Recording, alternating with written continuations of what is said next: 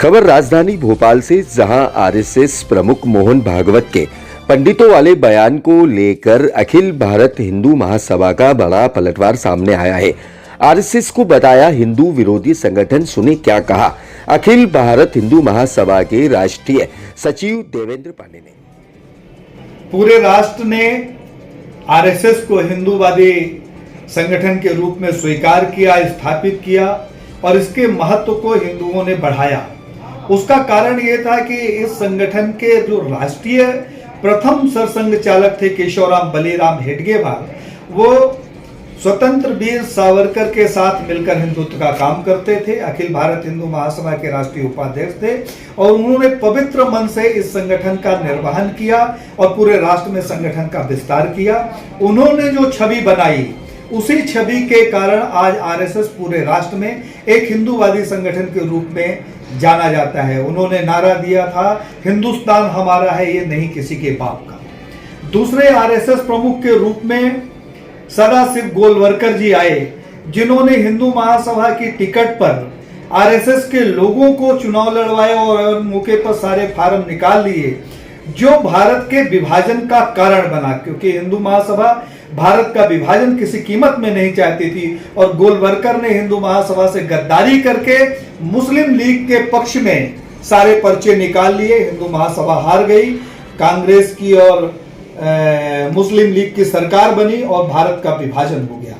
तीसरे आरएसएस प्रमुख के रूप में बाला साहब देवरस, जो बड़े कट्टर हिंदूवादी व्यक्ति माने जाते हैं, उन्होंने हिंदुत्व के हृदय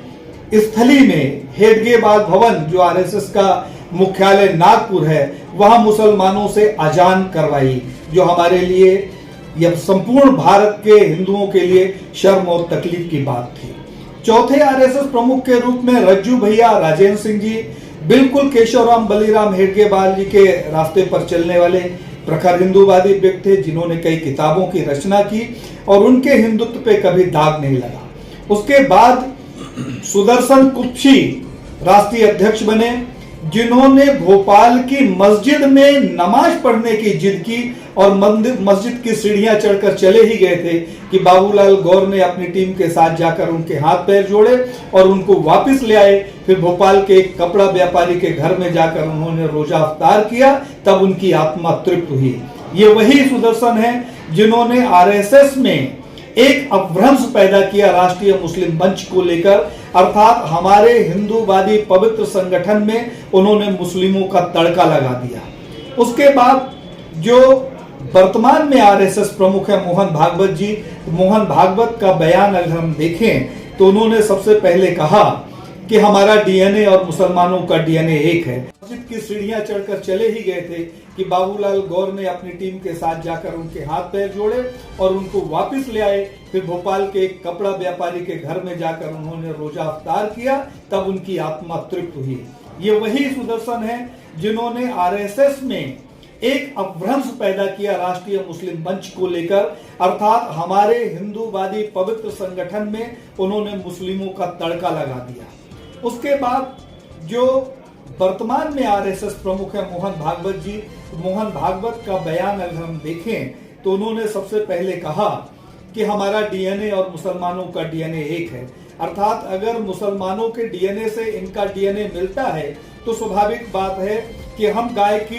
को अपने रसोई की प्रथम रोटी खिलाकर उसकी पूजा करते हैं और मुसलमान गाय के मांस के साथ रोटी खाता है, तो निश्चित तौर पर इनका डीएनए बदल गया होगा और ऐसे डीएनए को हिंदुओं को स्वीकार नहीं करना चाहिए। दूसरा बयान इनका देखने लायक है, जिसमें इन्होंने कहा है कि हिंदुओं को मंदिरों से 150 साल तक दूर रहना चाहिए, अर्थात क्या देश के हिंदुओं को मुसलमान हो जाना चाहिए। आज उन्होंने एक बयान जारी किया फिर कि ब्राह्मण जो है वह राष्ट्र को विभाजित करने वाला, धर्म को विभाजित करने वाला समुदाय है, जबकि इतिहास गवाह है कि ब्राह्मण ने सदैव इस राष्ट्र को ज्ञान देकर सभी को संगठित करके चलने की क्षमता पैदा की अपने भीतर और इस राष्ट्र को उसने संगठित रखा। मुसलमानों से मोहन भागवत का यह प्रेम जो डीएनए बदलने वाला है वह स्पष्ट होने लगा है कि हिंदुओं के बीच में इन्होंने ब्राह्मण, क्षत्रिय, वैश्य, शूद्र की मनुष्यता इसलिए पैदा करना शुरू कर दिया है कि इनको वास्तव में मुसलमानों से प्रेम हो गया है। ऐसा व्यक्ति जिसको सब लोगों ने आदर सत्कार के साथ हिंदुत्व के रूप में पूजा, वह हिंदुत्व के लिए अभिशाप बन जाएगा, मुझे ऐसा कदापि भी भरोसा नहीं था। लेकिन मोहन भागवत के कृत्यों से यह स्पष्ट हो गया है कि मोहन भागवत ना तो हिंदूवादी व्यक्ति है ना तो राष्ट्रवादी है। अगर शुद्ध शब्दों में कहा जाए तो मोहन भागवत की जो आज छवि है या उनके कृत्य हैं वो एक राष्ट्रद्रोही के और समाजद्रोही के हैं। ऐसे व्यक्ति को हिंदुओं को चाहिए कि बिल्कुल किसी कंडीशन में स्वीकार न करें और संपूर्ण राष्ट्र से मैं आवेदन करना चाहता हूं, विनती करता हूं कि ऐसे हिंदुत्व के भेष में छुपे हुए भेड़िए का संपूर्ण राष्ट्र पूरी ताकत से विरोध करे। अखिल भारत हिंदू महासभा का राष्ट्रीय महासचिव देवेंद्र पांडे, मैं सभी से निवेदन करता हूं कि संपूर्ण राष्ट्र को इनके बयानों को गंभीरता से लेना चाहिए और आरएसएस का पूरी शक्ति से, पूरी सामर्थ्य से विरोध करना चाहिए। जय हिंद, जय भारत।